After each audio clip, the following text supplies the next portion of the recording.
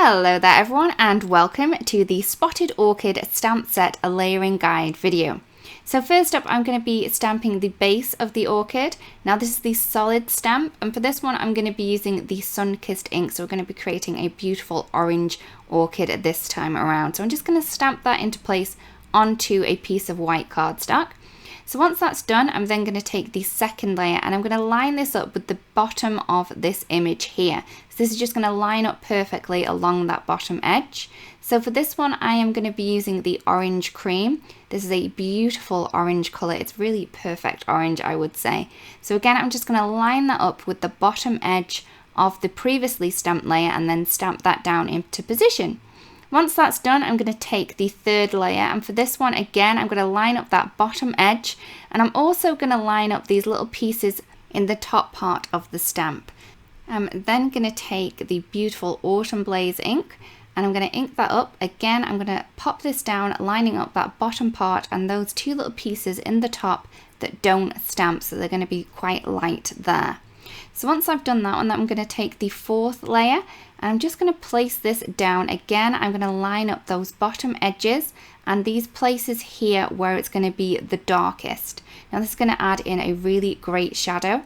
For this one, I am going to be using the Fire Brick. So this is a really dark orange, verging on a brown, I would say. So I'm going to pop that one into place to give me that perfect shadow there. I'm then going to take the delicate dots and I'm just going to line these up on the really dark places first. Maybe it needs a little bit of a wiggle, but this is going to add a really dark area into your image. So for this one, I am going to be using the Obsidian, but you could just use a really darker shade of the colours that you have been using for the petals to give a more subtle look that way. So once I've finished with the flower, I'm then going to move on to the leaves. So for this leaf here, I am going to be using the Firefly for the base of the leaves. I will be using the same colour for all of the leaves. So I'm then going to take the second layer and this is just going to line up along that bent edge.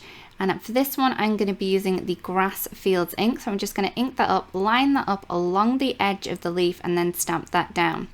For the third layer, this is going to line up in the same way, just along that side edge that we have there on the right. And for this one, I am going to be using the beautiful Shadow Creek ink. It's one of my favorites. So again, just line that up along that right hand edge and then pop that down. So I'm going to take the second leaf. This is much more of a curved leaf. So for the base, I had the Firefly. Now this one's going to line up with the left edge for this one.